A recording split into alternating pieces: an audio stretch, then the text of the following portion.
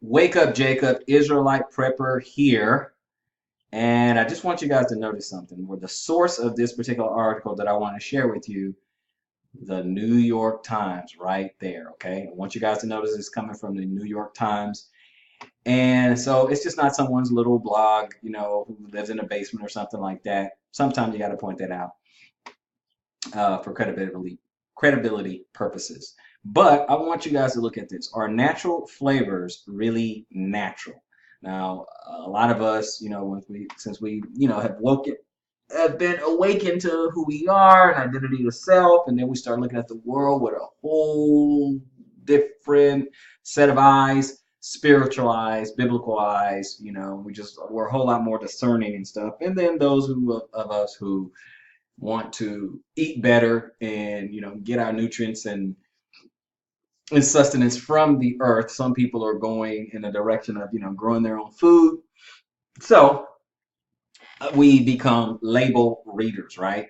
So I want to look at some of these things. I want us to just kind of give a heads up. And this is a February 19th, 2019 article. So let me just read it real quick. Are natural flavors really natural? Okay, food manufacturers add flavorings to a surprising number of basic foods like Breyer's natural vanilla ice cream. Okay, so let's take a look at this real quick. Okay, so here's the question.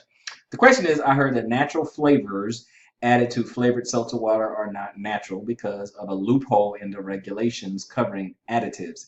Is that true? Here is the answer by Ronnie Karen Rabin.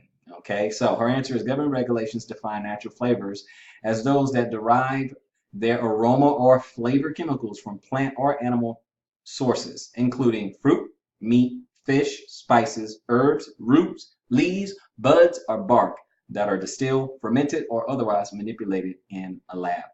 This distinguishes them from artificial flavors, which use man-made chemicals to give a product its particular flavor or aroma. The loophole, as it were, is that for non-organic foods, the regulations do not restrict the dozens of other ingredients like preservatives and solvents that can go into a so-called natural flavor. Ultimately, because of the wide variety of ingredients that typically go into natural flavorings, there does not seem to be much of a difference between natural or artificial flavors, said David Andrews, a scientist at the Environmental Working Group, a research and advocacy organization. While food processors must list all ingredients on a food label, flavor manufacturers do not have to disclose their ingredients. They can add synthetic solvents, preservatives, emulsifiers, carriers, and other additives to a flavor that qualifies as natural under current regulations. Natural flavors allows for use in certified organic foods are subject to a different, far more restrictive set of regulations. They cannot contain a long list of ingredients, including synthetic solvents, carriers and emulsifiers, or artificial preservatives, said Gwendolyn Wired, the Organic Trade Association's Vice President of Regulatory and Technical Affairs. They must use non-petroleum-based solvents, cannot be irradiated, and cannot use flavor extracts derived from genetically engineered crops. Flavors labeled organic flavors or organic natural flavors are even more strictly regulated, consisting almost entirely of organic ingredients. The latter may contain a small amount of natural flavor as well. Some food safety advocates recommend people with food allergies or dietary restrictions, that's us, avoid food flavorings because the ingredients are not disclosed, but that is a difficult task. Food manufacturers add them to a surprising number of basic items, not just highly processed foods like candy, granola bars, or frozen dinners, but also to add cold cereals, flavored yogurts, canned soups and spaghetti sauces, and even to some apple sauces and ice creams, including Breyer's natural vanilla. And that seems to be the end of the article. Guys, some of us who are on the dietary law, you will find us in the aisles reading labels like crazy. Of course, those who are, vegan and organic and, things like that, we read labels and stuff. And obviously, there's a lot of things we have to watch out for.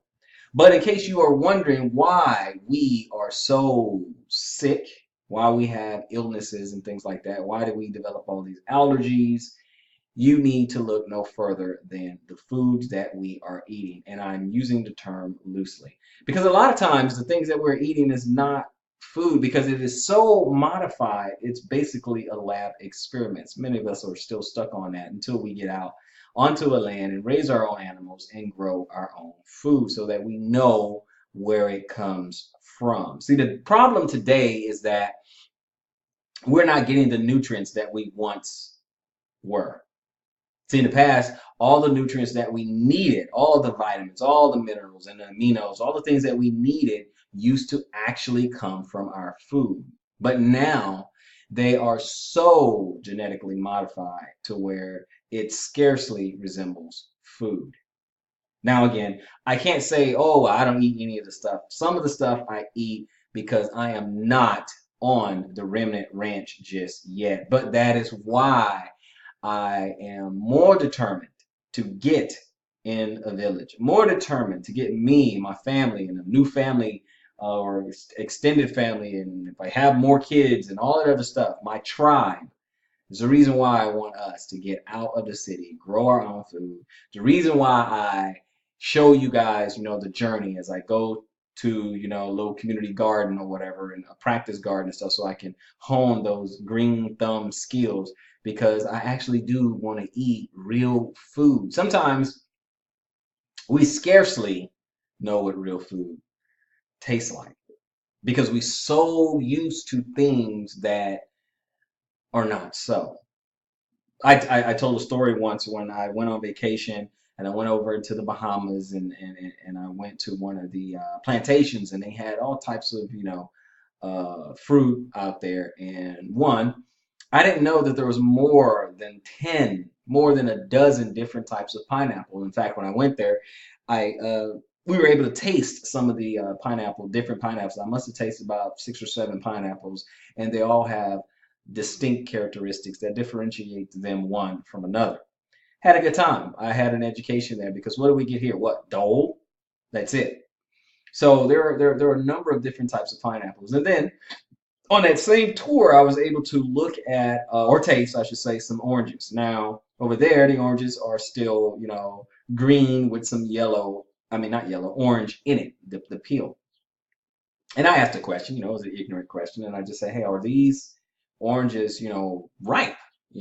Why? Because when we get to the store, we don't want to see green oranges over here in the Americas, over here in the West. We don't want to see green on the rind of the oranges. And the guy was very gracious and he was kind. And he was like, yes, they are ripe. This is how we eat them. And I'm going to allow you, to taste it. And then he, beckoned his hand to the rest of the group who were on tour as well. And he just simply said, hey, listen, this gentleman here had a good question. He wanted to know were these ripe? And he said, well, yes, these are in fact ripe. And this is how we get it. This is normal to us here. Now, what they do for your American sensibilities is that they turn the rind orange for you guys. So that way it's orange all over. But over here, green with a little bit of orange in it, and it's just fine.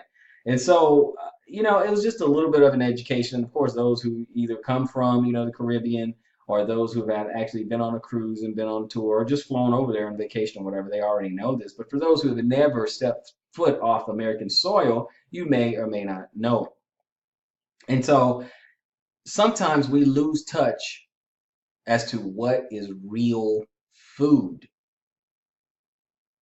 Wake up, Jacob. I think it's time for us to really start thinking about what are we putting in our bodies and can we please get back to real food, this Israelite prepper. See you on the next video.